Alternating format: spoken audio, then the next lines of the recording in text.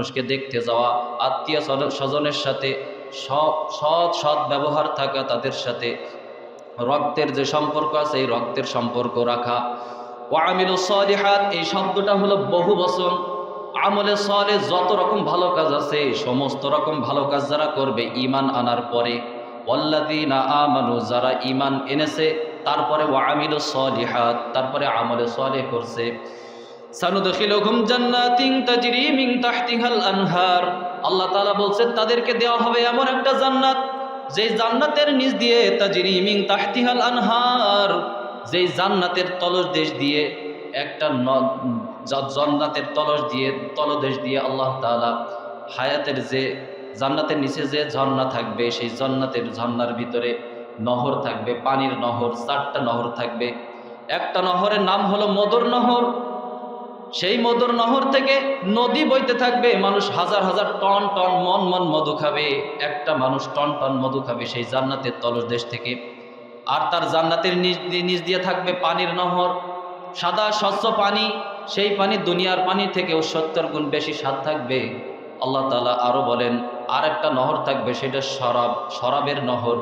দুনিয়াতে থাকা অবস্থায় যারা শরাব খাবে, মদ খাবে, এই মদ খাওয়ার সাথে সাথে তারা নেশাগ্রস্ত হয়ে তার আর খেয়াল থাকে না, নেশাগ্রস্ত হয়ে যায়, দুলতে থাকে দুনিয়ার কোনো, সামনের দিকে সব কিছু সে ঘোলা দেখতে থাকে, দুনিয়ার কোনো খেলতামাশা তার মনে থাকে না। এই জন্য দুনিয়ার শরাব যে ব্যক্তি খাবে জান্নাতের ভিতরে তার জন্য তার কোনো শরাব থাকবে না। এই জন্য জান্নাতে যে যাবে তার জন্য জান্নাতের ভিতরে একটা শরাবের নদী আল্লাহ তাআলা দান করবেন। আর একটা নহর থাকবে, সেই নহরটা হলো দুধের নহর। এই দুনিয়ার দুধের চাইতে 70 গুণ বেশি তার ভিতরে স্বাদ থাকবে। এমন নদীর নহর বয়ে যাবে, মানুষ তার থেকে নিয়ে টন টন মন মন মধু, তার থেকে দুধ খাবে, মধু খাবে এবং শরাব খাবে বা পানি খাবে। এই 4টা নহর এই জান্নাতের নিচ দিয়ে থাকবে। তো সানুদখিলুহুম জান্নাত, যারা ঈমান আনবে আর আমলে সালেহ করবে তাদের জন্য এমন একটা জান্নাত আল্লাহ তাআলা রাখছেন, তাজরি মিন তাহতিহাল আনহার, তার ওই জান্নাতের নিচ দিয়ে এই 4টা শরাব, এই 4টা ঝর্ণা তাদের জান্নাতের নিচ দিয়ে থাকবে। আনহারু খালিদিনা ফিহা আবাদা। আর আল্লাহ তাআলা বলছেন যে যারা জান্নাতে যাবে, এই নহর যারা পাবে, এই 4টে যাদের নদীর থাকবে জান্নাতের ভিতরে, খালিদিনা ফিহা আবাদা, ওই জান্নাতের ভিতরে তারা সব সময় অনন্তকাল সেই জান্নাতের ভিতরে থেকে যাবে। সুবহানাল্লাহ। ওয়া'দাল্লাহি হাক্কান।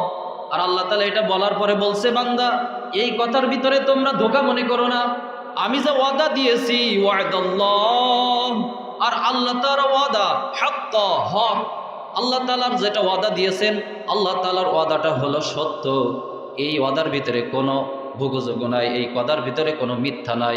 ওয়া'দাল্লাহ, আল্লাহ তাআলা যে ওয়াদা দিয়েছে যে তোমাদের একটা জান্নাত দেওয়া হবে, সেই জান্নাতের ভিতরে নদী থাকবে, পানির নহর থাকবে, শরাবের নহর থাকবে। শরাব মানে মদ, দুনিয়ার মদ নয়, সেই জান্নাতের মদ, সেটা অনেক সুস্বাদু থাকবে, সেটা খেলে মানুষ কখনো জ্ঞান হারাবে না। সেই মদের নহর থাকবে, মধুর নহর থাকবে, পানির নহর থাকবে। আল্লাহ তাআলা এটা বলার পরে বলছে, মুমিনদাররা তোমরা ওই জান্নাতের ভিতরে অনন্তকাল থাকবে, খালিদিনা ফিহা আবাদা, অনন্তকাল সেই জান্নাতের ভিতরে থাকবে। তবে এই কথা শোনার পরে ঈমানদাররা তোমরা কখনোই মনে করো না আল্লাহ তাআলা তোমাদের এটা ধোঁকা দিয়েছে, আল্লাহ তাআলা মিথ্যা বলতেছে, এটা তোমরা মনে করো না। ওয়া'দাল্লাহি হাক্কা, আল্লাহ তাআলা বলছেন আমি যে ওয়াদাটা তোমাদেরকে দিয়েছি হাক্কা, সেটা সত্য। সুবহানাল্লাহ। তাহলে যেই ওয়াদাটা আল্লাহ তাআলা আমাদেরকে দিয়েছেন যে জান্নাতের ভিতরেই নহর থাকবে, সেই কথাটা সত্য না মিথ্যা? সত্য। আল্লাহ তাআলা আমাদের এই ওয়াদা দিয়ে রাখছেন, এটা সত্য ওয়াদা, এই ওয়াদার ভিতরে কোনো রকম ভুল নাই। তাই আল্লাহ তাআলা বলছেন ওয়া'দাল্লাহি হাক্কা, আমি তোমাদের যে ওয়াদা দিয়েছি এই ওয়াদাটা সত্য। আল্লাহ তাআলা যে ওয়াদা দেন সেই ওয়াদাটা সত্য। এই জন্য কোরআনের ভিতরে সব আছে, একটা জিনিস নাই। আপনাদের কাছে যদি প্রশ্ন করা হয় দুনিয়ার কোরআনের ভিতরে সব আছে, একটা জিনিস নাই, সেই জিনিসটা কি? আপনারা কি বলবেন? কি নেই? মিথ্যা নাই। কি নেই? মিথ্যা নেই। কোরআনের ভিতরে সব আছে, শুধু একটা জিনিস নাই, সেই জিনিসটা হলো মিথ্যা নাই। এই কোরআনের ভিতরে যা আছে সব কিছুই সত্য। হয় আজকে ঘটবে, নাই কাল ঘটবে। আজকে আমরা গান বাজনা করি, গভীর রাতে, রাত যখন আসে, রাত সবার জন্য সমান নয়, রাতটা 3 ভাগে ভাগ হয়। এই যে রাত আসে, অন্ধকার আসে, এই অন্ধকার আসে এই 3 শ্রেণীর ব্যক্তির জন্য 3 রকম। রাত পেয়ে কেউ গুনার কাজ কামাই করে নেয়, আবার রাত পাওয়ার কারণে কেউ সওয়াব কামাই করে নেয়, আবার এই রাতটা পাওয়ার কারণে কেউ গুনাও করে না, সওয়াবও কামাই করে না, তারা শুয়ে থাকে। রাতটা পাওয়ার কারণে অনেকেই চুরি ডাকাতি করে, আবার এই রাতের অন্ধকার পেয়ে কেউ জিনায় লিপ্ত হয়, আবার রাতের আধারেও কেউ মদ খায়, গাঁজা খায়, আবার রাতের আধারে অনেকেই অনেক ক্ষতি করে। রাত যে এক শ্রেণীর ব্যক্তি আছে, এই রাত পাওয়ার কারণে তারা গুনাহ কামাই করে নেয়। আবার কেউ আছে যে গুনাহও করে না, সওয়াবও করে না, রাত্রে এশার নামাজ পড়ে যে শুয়ে থাকে, আবার ফজরের নামাজ আদায় করে, এরা রাত্রে ঘুমায়ে থাকে। আর এক শ্রেণীর ব্যক্তি আছে, এই রাত পাওয়ার কারণে রাত্রে তাহাজ্জুদের নামাজে উঠে যায়। আল্লাহ তাআলা প্রথম আসমানে চলে আসেন, আসার পরে বলে যে কে কোন বান্দা আছো, আমার কাছে তোমরা গুনাহ মাফ চাও, আমি আল্লাহ তাআলা গুনাহ মাফ করার জন্য তোমার ডাকতেছি। বান্দা তোমরা কে আসো আমার কাছে, যে রিজিকের অভাবে ঘুরতেছো, রিজিক আমার কাছে চাও, আমি আল্লাহ তাআলা রিজিক দূর করে দিব। কে আসো রোগগ্রস্ত, আমার কাছে তোমরা মুক্তি চাও, আমি তোমাদেরকে শিফা দান করে দিব। আল্লাহ তাআলা এইভাবে করে করে রাত যখন গভীর হয়, শেষ রাতে আল্লাহ তাআলার রহমত এই প্রথম আসমানে চলে আসে। কিছু কিছু বান্দা আছে এই রাত পাওয়ার কারণে তারা রাত্রে উঠে আল্লাহ তাআলার কাছে রোনাজারি করে, কান্নাকাটি শুরু করে দেয় যে মালিক গো, জীবনে বহুত গুনাহ করেছি, মালিক গো গুনার কোনো খবর নাই, আমার জীবনের চাইতে গুনাহ বেশি, মালিক আমাকে আপনি মাফ করে দেন। চোখের পানি ছেড়ে কাঁদে আর তাহাজ্জুদের সেজদায় পড়ে থাকে। এই ব্যক্তির রাত, আর যেই ব্যক্তি রাতটা পেয়ে জেনা বেবিচারির ভিতরে আর মদ খাওয়া, নেশা গাজি তাড়া খাওয়া, এই সমস্ত জিনিসের ভিতরে যারা লিপ্ত হয়, তার জীবন আর এর জীবনে একই সমান নয়। আর যারা রাত্রে ঈশার নামাজ পড়ে ঘুমাইয়া গেছে আর ফজরের নামাজে আসছে, এদেরও সমান নয়। সুতরাং রাতটা সবাই পায়, কিন্তু রাতটা সবার জন্য সমান নয়। এজন্য আল্লাহ তাআলা বলছেন ওয়া আমিলুস সলিহাত, ঈমান আনার পরে যারা আমলে সলেহ করবে তাদের জন্যই জান্নাত। সানুদখিলুহুম জান্নাত, এমন একটা জান্নাত দেব বান্দা, তোমার যে জান্নাতটা দেওয়া হবে। আল্লাহ তাআলা অন্য আয়াতে বলেন, সূরা বাকারার 4 নম্বর পৃষ্ঠার প্রথম দিকে আল্লাহ তাআলা সূরা বাকারার 25 নম্বর আয়াতে আল্লাহ তাআলা বলছেন ওয়াবাশিরিল্লাযীনা আমানু ওয়া আমিলুস সলিহাত, সুসংবাদ জানিয়ে দাও তাদেরকে, আমানু ওয়া আমিলুস সলিহাত, যারা ঈমান এনেছে, ওয়া আমিলুস সলিহ করেছে, আন্না লাহুম জান্নাতিন তাজরি মিন তাহতিহাল আনহার, তাদেরকে এমন একটা জান্নাত দেব, সেই জান্নাতের তলদেশ দিয়ে এই 4টা নহর থাকবে, আনহার, নহর প্রবাহিত হতে থাকবে। তো কুল্লামা রুজিকু মিনহা মিন সামারাতির রিজক, এটা দেখার পরে জান্নাতে যে যাবে সে বলবে যে হায় হায়, এ তো দুনিয়াতে থাকতে আমরা খেয়েছি এই মধু, এই শরাব, এই পানি আর এই দুধ, আমরা দুনিয়াতে থাকতে তো খেয়েছি। এই যে ফল থাকবে, বরই গাছ থাকবে, থোকায় থোকায় ফল, বরই ঝলবে, কলার কাঁদি থাকবে, কলার কাঁদিতে হাজার হাজার লক্ষ কোটি কলা থাকবে, দুনিয়াতে যে আপেল আছে, আঙ্গুর আছে, সব সেখানে থাকবে। দেখার পরে জান্নাতে বলবে রুজিকু মিনহা, এই সমস্ত ফল ফলাদি, এই সমস্ত সব কিছু তো দুনিয়াতে আমাদেরকে দেওয়া হয়েছিল, দুনিয়াতে থেকেই তো খাইছি, আবার কেন দেওয়া হলো? কুল্লামা রুজিকু মিন সামারাতির রিজক, এই সামার মানে ফল, এই সমস্ত ফল ফলাদি সব দুনিয়াতে আছে, সব তো খেয়েছি, দুনিয়াতে তো সব খাওয়াই হয়ে গেছে, জান্নাতে আবার কেন দিছে? জান্নাতে আবার কেন দিল? ক্বালু হাযাল্লাযী রুযিকনা মিন ক্বাবল, এই সমস্ত সব কিছু তো দুনিয়াতে পেয়েছিলাম, দুনিয়াতে থেকেই তো খেয়েছিলাম, দুনিয়াতে সব থেকে তো খাওয়া হয়েছে, কেন আবার জান্নাতে দেওয়া হলো? ওয়াউতু বিহি মুতাশাবিহা, হুবাহু দেখতেছি দুনিয়াতে যেমন ছিল তেমনই দেখা যাচ্ছে, আবার কেন দুনিয়াতে থাকা দিয়ে কেন আমাদেরকে দিল? তখন এই কথা বলার পরে যখন জান্নাতি একটা বড়ই ছিঁড়ে খাবে, খাওয়ার সাথে সাথে দেখবে যে একটা বড়োর ভিতরে 70 প্রকারের স্বাদ আল্লাহ তাআলা তার ভিতরে লাগাইয়া দিয়েছে। সুবহানাল্লাহ, একটা বড়োর ভিতরে 70 রকমের স্বাদ। তো যখন প্রথমবার খাবে, দ্বিতীয়বার ভাববে যে এই বড়ই তো খেয়েছি, আবার কেন খাবো? দ্বিতীয়বার খাওয়ার সাথে সাথে দেখবে প্রথমবার যেইভাবে খেয়েছিল, দ্বিতীয়বার আর ওই স্বাদ নেই, প্রথমবার যেমন স্বাদ পেয়েছিল, দ্বিতীয়বার খাওয়ার সাথে সাথে তার চাইতে আরো বেশি স্বাদ তার ভিতরে বেড়ে গেছে। সুবহানাল্লাহ, জান্নাতের এই ফলের ভিতরে যতবার খাবে ততই তার স্বাদ বাড়তে থাকবে। তারপরে ক্বালু হাযাল্লাযী রুযিকনা মিন ক্বাবল ওয়াউতু বিহি মুতাশাবিহা ওয়া লাহুম ফিহা আজওয়াজুম মুতাহহারাতুন ওয়া হুম ফিহা খালিদুন। আল্লাহ তাআলা বলেন ওয়া লাহুম ফিহা আজওয়াজুম মুতাহহারা, এই সংবাদটা পুরুষদের জন্য সুসংবাদ, কিন্তু মহিলারা যদি শোনে তাহলে অনেকেই কষ্ট পাবে। সেই সংবাদটা হলো ওয়া লাহুম ফিহা আজওয়াজুম মুতাহহারা, জান্নাতের ভিতরে পুরুষরা যখন জান্নাতে চলে যাবে ওয়ালাহুম ফিহা আজওয়াজুম মুতাহহারা, ওই জান্নাতের ভিতরে এক একটা পুরুষের জন্য আজওয়াজুম মুতাহহারা 70টা করে এমন নারী, এমন হুর তাদেরকে দেওয়া হবে। আজওয়াজুম মুতাহহারা, সেই সমস্ত আজওয়াজ, সেই সমস্ত স্ত্রীরা, সেই সমস্ত নারীরা দুনিয়ার ভিতরে যদি একবার থুতু ফেলায়, দুনিয়ার সাগরের পানিতে যদি জান্নাতের একটা হুর এক ফোঁটা থুতু ফেলাই, এত সুন্দর তারা, জান্নাতের হুররা এত সুন্দর যে জান্নাতের হুররা যদি এক ফোঁটা থুতু সাগরের পানির ভিতরে ফেলাই, সমস্ত সাগরের পানি সঙ্গে সঙ্গে সব মিষ্টি হয়ে যাবে। সুবহানাল্লাহ। এই সমস্ত নারী হুর প্রত্যেকটা পুরুষের জন্য যারা জান্নাতে যাবে। জান্নাতে কারা যাবে? আমানু আমিলুস সলিহাত, যারা ঈমান নিয়ে আসছে, ওয়া আমিলুস সলিহাত, আর যারা আমলে সলেহ করছে, নেক আমল, সমস্ত নেক আমল যারা করছে তাদেরকে এই জান্নাতে দেওয়া হবে।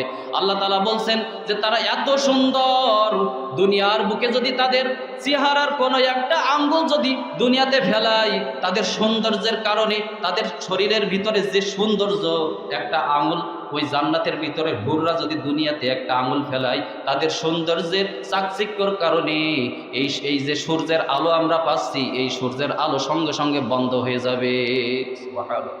জান্নাতের হুররা এতটাই সুন্দর। এবং বলতেছেন আল্লাহ তাআলা, আজওয়াজুম মুতাহহারা, তোমাকে যেই নারী দেওয়া হবে জান্নাতের ভিতরে, ওই জান্নাতের ভিতরে নারী থাকবে, প্রত্যেকটা পুরুষের 70টা করে স্ত্রী দেওয়া হবে, হুর দেওয়া হবে।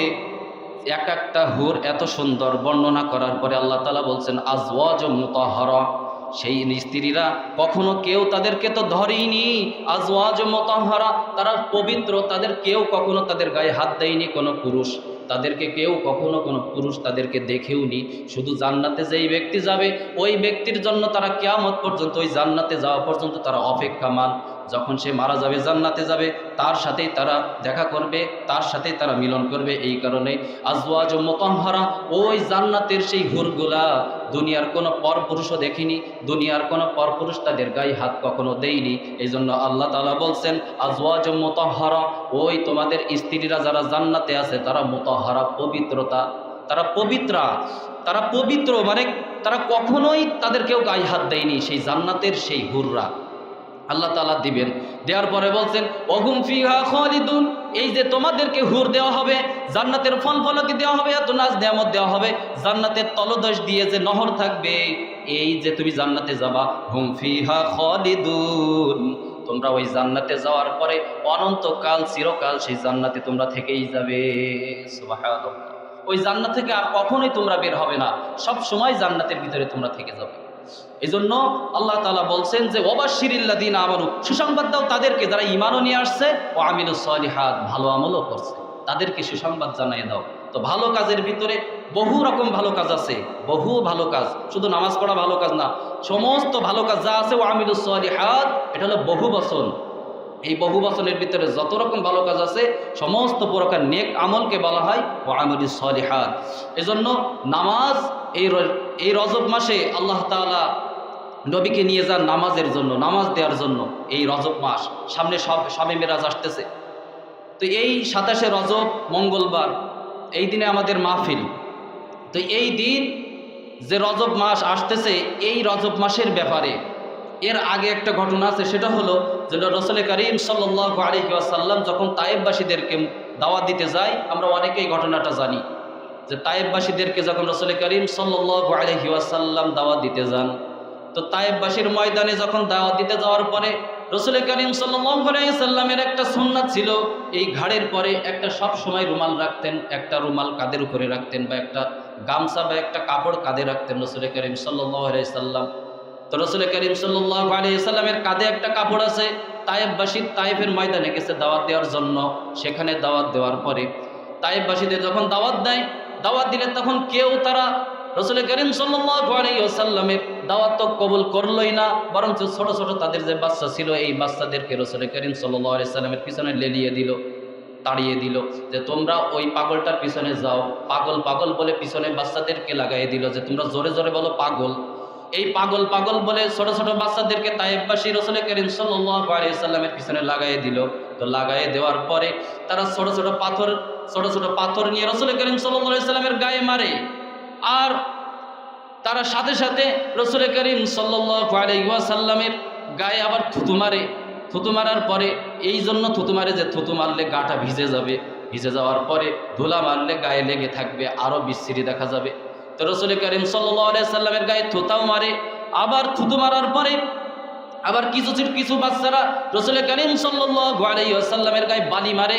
আবার বালু মারার পরে আবার কিছু তায়েফবাসীর ছোট ছোট বাচ্চারা তারা আবার পাথর মারে। পাথর মারার পরে রক্ত দিয়ে, বালু দিয়ে, থুতু দিয়ে সব একাকার হয়ে রসুল করিম সাল্লাল্লাহু আলাইহি ওয়াসাল্লামের গায়ে সব রক্ত মোবারক সব কিছু লাল লাল হয়ে যায়। যাওয়ার পরে রসুল করিম সাল্লাল্লাহু আলাইহি ওয়াসাল্লাম গাড়ে যে কাপড়টা ছিল ওই কাপড়টা নিয়ে রসুল করিম সাল্লাল্লাহু আলাইহি ওয়াসাল্লাম গাটা মুছতেছে, আর কাপড়টা ভিজে গেছে রক্তে। তো রসুল করিম সাল্লাল্লাহু আলাইহি ওয়াসাল্লাম ওই অবস্থায় থাকা অবস্থায় যখন বাড়িতে ফিরলেন, তো ফিরার পরে রসুল করিম সাল্লাল্লাহু আলাইহি ওয়াসাল্লাম যখন ঘরে ফিরলেন, ফিরার পরে কাফেররা বলতেছে, আবু জাহিল, উতবা, সাইবা, আবু লাহাবিরা বলতেছে, রসুল তোমার নাকি আল্লাহ তাআলা ভালোবাসে, তোমার নাকি আল্লাহ তাআলা তোমাকে কাছের বানিয়ে নিয়েছে, তুমি নাকি আল্লাহর কাছের, আল্লাহর, তুমি নাকি আল্লাহর বন্ধু, রসুল্লাহ তুমি নাকি আল্লাহর বন্ধু, মোহাম্মদ তুমি নাকি আল্লাহর বন্ধু। আল্লাহ যদি তোমারে ভালোই বাসবে তাহলে কেন এত অপমান তোমারে করছে? দুনিয়াতে থাকা অবস্থায় আল্লাহ যদি তোমারে ভালোই বাসবে তাহলে আল্লাহ কেন তোমারে ঠেকালো না? আল্লাহ তাআলা তোমাকে কেন বাঁচালো না? ওই ছোট ছোট বাচ্চাদের মাঠ থেকে আল্লাহ তাআলা তোমাকে কেন উদ্ধার করলো না? আল্লাহ তাআলা তোমাকে তো ভালোবাসে।